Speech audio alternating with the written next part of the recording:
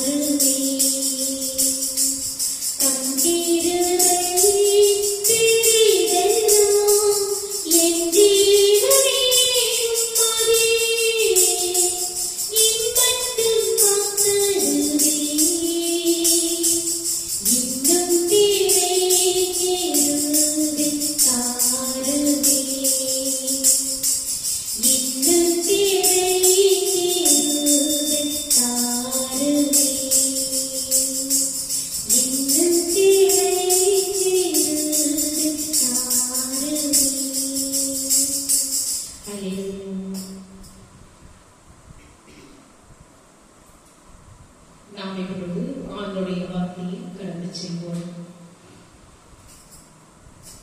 நான் இதை ஒவ்வொரு ஞாயிற்றுக்கிழமையும் உங்களுக்கு நான் படுத்துக் கொண்டே இருக்கின்றேன். நீங்கள் எவ்வளவு பேர் படித்து பயன்பெறுவீர்கள் என்று கர்த்தருக்கு தெரியும், எனக்கு தெரியாது.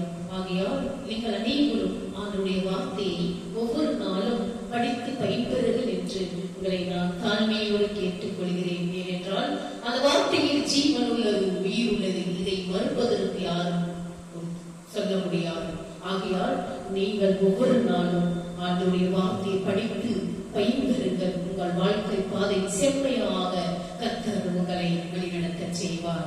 இன்றைய நாளில் நான் உங்களுக்கு கொடுப்பது மத்தேயு நற்செய்தி 23ஆம் அதிகாரம் 34 முதல் 40 முடிய, மார்க்கு நற்செய்தி 12ஆம் அதிகாரம் 28 முதல் 34 முடிய, லூக்கா நற்செய்தி 10ஆம் அதிகாரம் 25 முதல் 28 முடிய. மனித வாழ்வின் மிக முக்கிய நோக்கமே அன்பு. மனிதனுடைய வாழ்க்கையில் மிக முக்கியமானது உண்மையான அன்பு இல்லை என்றால் அங்கு வாழ்க்கை கிடையாது. ஆகையால் நாம் கிறிஸ்துவ பிள்ளைகளாக நாம் என்ன செய்ய வேண்டும்? முதலில் நாம் உண்மையான அன்பை பகிர்ந்து கொள்ள வேண்டும் மனிதர்களிடத்தில்.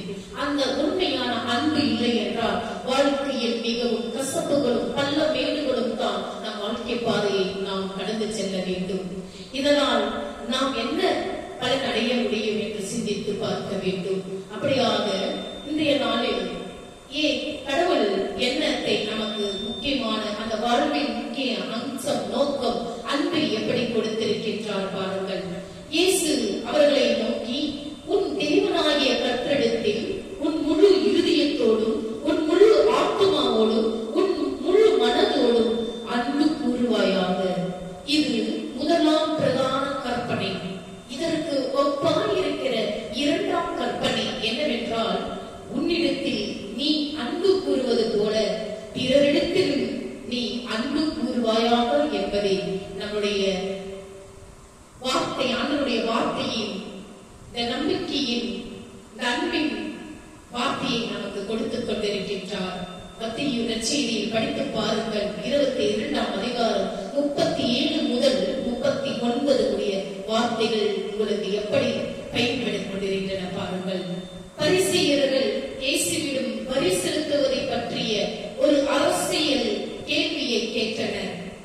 சதுசேயர்கள் உயிர்த்தெழுதல் பற்றிய ஒரு இறையியல் கேள்வியை கேட்டனர்.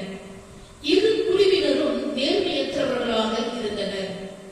இயேசுவை தர்ம சங்கடத்துக்குள்ளாக்கி அவரை சிக்க வைக்க நோக்கம் கொண்டிருந்தனர்.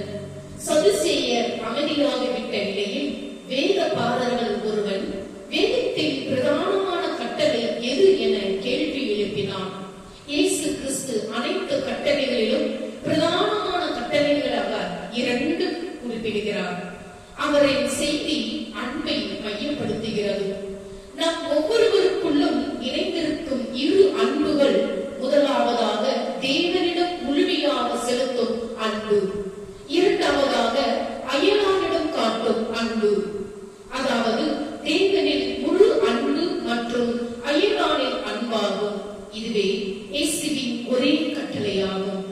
அன்பின் மூலம் தேவனுடனும் மற்ற மனிதர்களுடனும் முழுமையான ஐக்கியத்தை அடைவதற்கான ஒரு அழைப்பாக இயேசுவின் பதில் வெளிப்படுகின்றது. இந்த அன்பை பாருங்கள். கர்த்தர் சொல்கிறார், முதலாவது அன்பு தேவனிடத்தில் நாம் முழுமையாக செலுத்தும் அன்பு. இரண்டாவது அன்பு மனிதனிடத்தில் செலுத்தும் அன்பு. நாம் உண்மையான அன்பை ஆண்டவரிடத்தில் செலுத்தும் பொழுது அந்த அன்பு அவரிடத்திலிருந்து நம்மிடத்தில் அயலாரிடத்தில் வருகின்றது. நாம் உண்மையான அன்பை செலுத்தும் பொழுது, ஆண்டவரிடத்தில் செலுத்தும் பொழுது, அந்த அன்பு மனிதர்கள் மூலமாக நமக்கு அந்த அன்பை வெளிப்படுத்திக் கொண்டிருக்கின்றன. தேவன் மீதான அன்பு ஒரு வெறும் உணர்ச்சி அல்ல, மன உறுதியில் வேரூன்றி தன்னையே அர்ப்பணிக்கும் ஒரு ரீதியாக ஒரு தியாக அன்பு. இது நேசிக்கப்படுபவரின் நன்மையை நாடுவதோடு தேவனின் ஈர்ப்பையும் பிரதிபலிக்கிறது. தேவன் மீதான அன்புதான் விசுவாசத்தின் முதலாவது கடமையாகும். தேவன் மீதான அன்பே மிக பெரியதும் முதன்மையானதாகவும் உபாகமம் 6ஆம் அதிகாரம் 5இல் வாசித்து பாருங்கள். வாசித்து பாருங்கள்.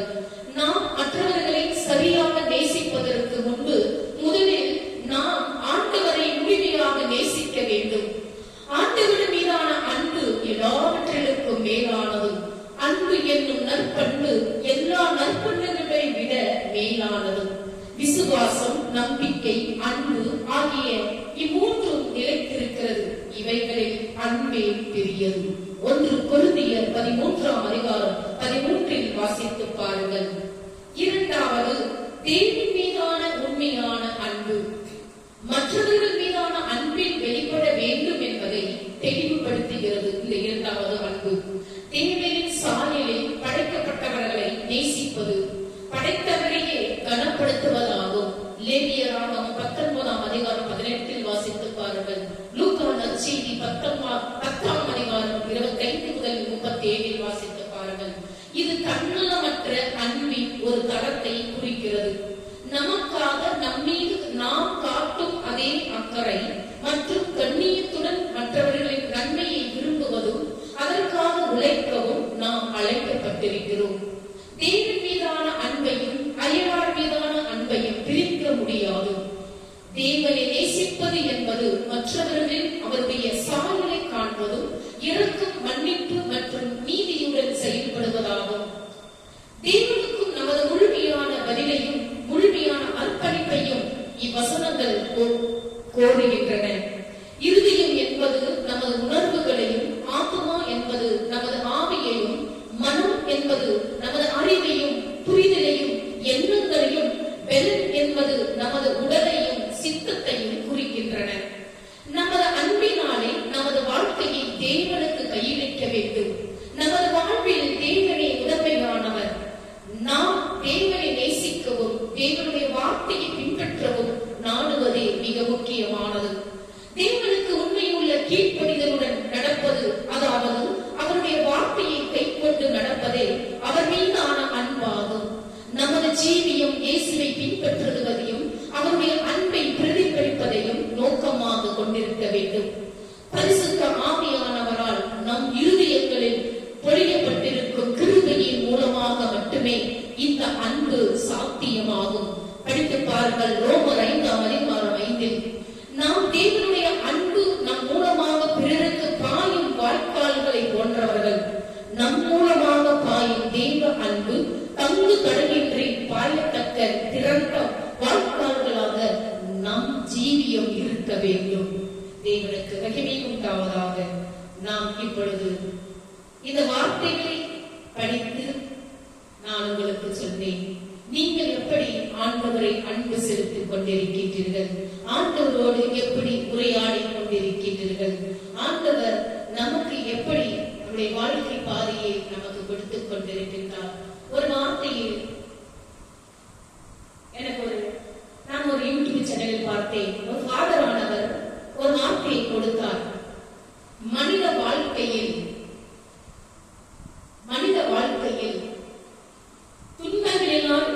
துன்பங்களினால் நாம் வெற்றி அடைவது எப்படி, துன்பங்களிலிருந்து நாம் வெற்றி காண்பது எப்படி என்று ஒரு ஃபாதர் அந்த வார்த்தையை கொடுத்தார்.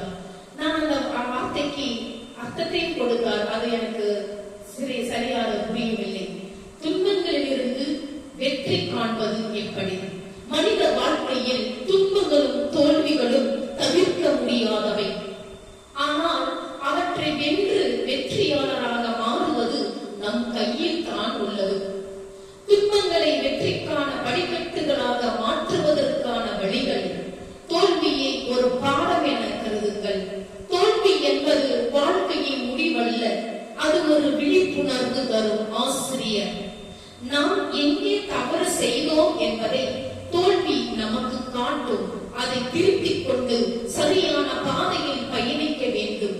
விடாமுயற்சி மற்றும் மன உறுதி இருக்க வேண்டும். எந்த சூழ்நிலையிலும் விடாமுயற்சியுடன் செயல்பட வேண்டும். தோல்வியை கண்டு சோர்ந்து போகாமல் மன உறுதியுடன் மீண்டும் எழ வேண்டும். தன் மனத்தை வெல்பவர் எத்தகைய துன்பத்திற்கும் அடிபணிய மாட்டார்.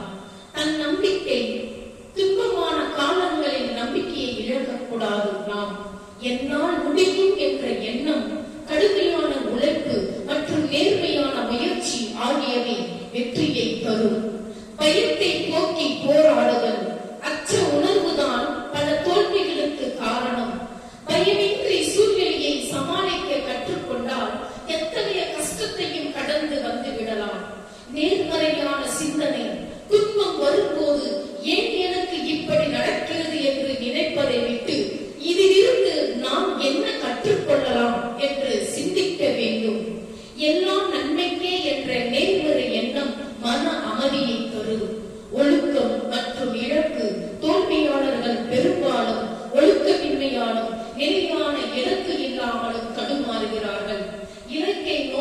சரியான ஒழுக்கமான உழைப்பை நாம் செலுத்த வேண்டும். அப்படியானால் நாம் எந்த அளவிற்கு மனித வாழ்க்கையில் இந்த துன்பத்திலிருந்து நாம் இன்பத்தை, வெற்றியை காண முடியும் என்பதை இன்றிலிருந்து நாம் சிந்தித்து செயல்பட வேண்டும். அப்படியாக நாம் அனைவரும் நேரத்தில் ஆணைகளை கடந்து சென்று அவருடைய போஜனத்தில் பங்கு கொள்வோமாக. இப்பொழுது நாம் காணிக்கை பாடல்களை பாடி துதிப்போம்.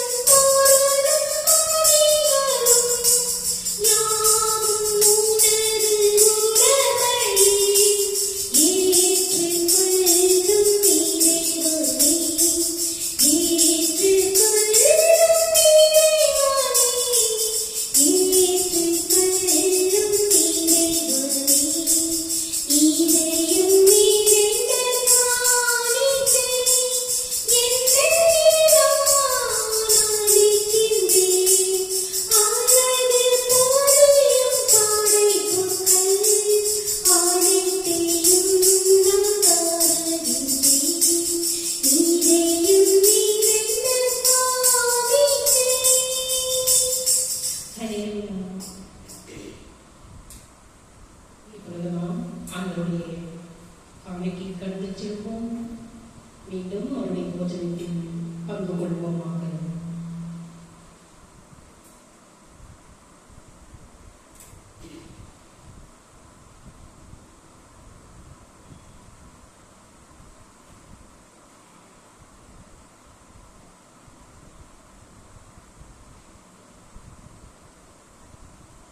வானகத்தந்தையே, நீர் மெய்யாகவே தூயவர், புனிதருக்கெல்லாம் ஊற்று.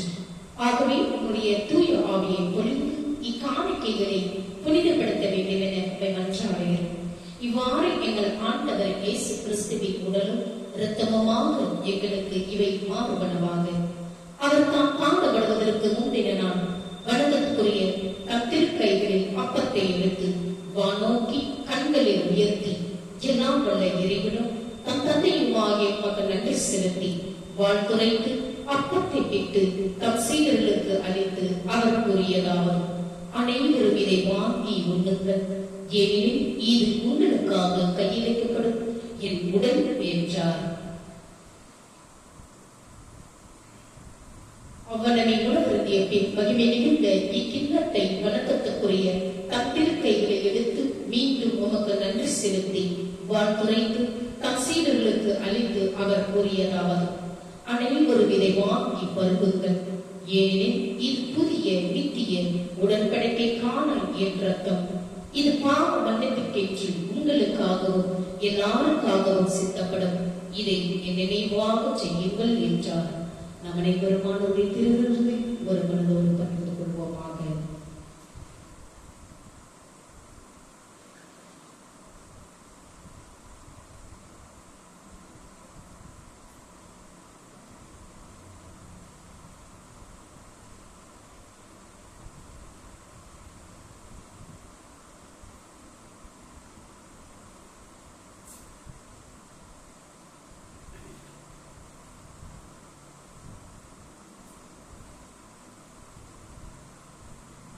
நாம் நன்றியோடு அவரை பாடி துதிப்போமாக.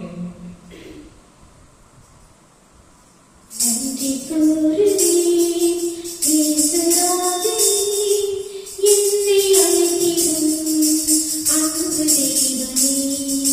நன்றி கூறுவே இயேசுராஜனே, என்னை அழைத்திடும் அன்பு தெய்வமே. நன்றி கூறுவே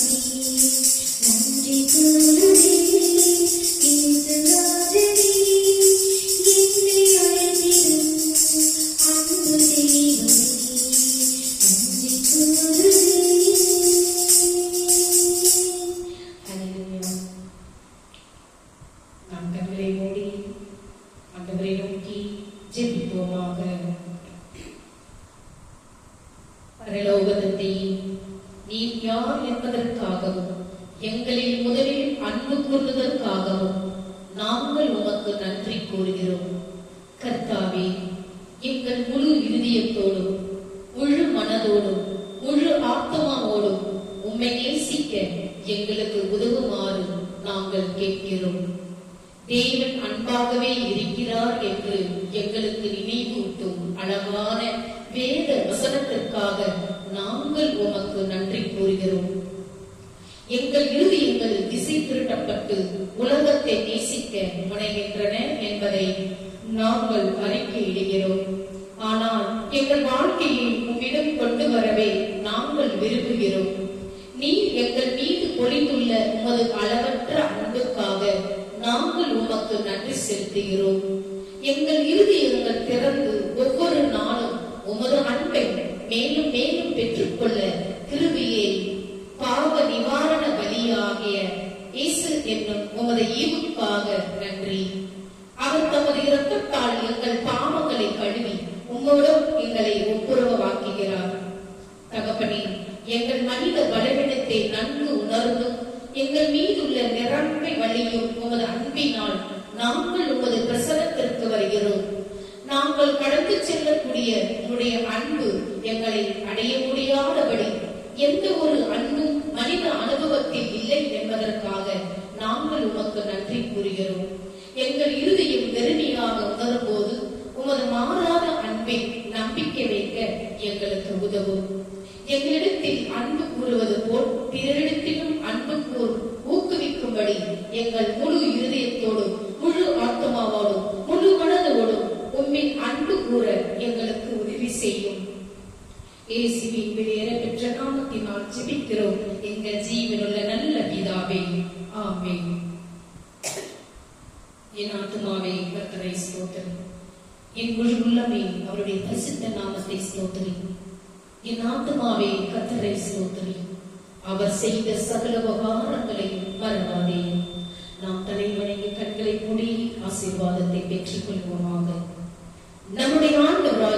கிறிஸ்துவின் கிருபையும் பிதாவினுடைய அன்பும் பரிசுத்த ஆவியினுடைய அந்யோன்யம் ஐக்கியமும் நம்மோடும் நம்முடைய குடும்பத்தோடும் யாரெல்லாம் இந்த யூடியூப் சேனலை பார்த்துக் கொண்டிருக்கின்றார்களோ ஆண்டவருடைய வெளிச்சமானது உங்கள் மேலும் உங்கள் குடும்பத்தின் மேலும் பிரகாசம் அடையத்தக்கவும் ஆண்டவர் வரும் மட்டும் உங்கள் மேல் சந்தோஷம் சமாதானம் என்றென்றும் நிலைத்திருப்பதாக.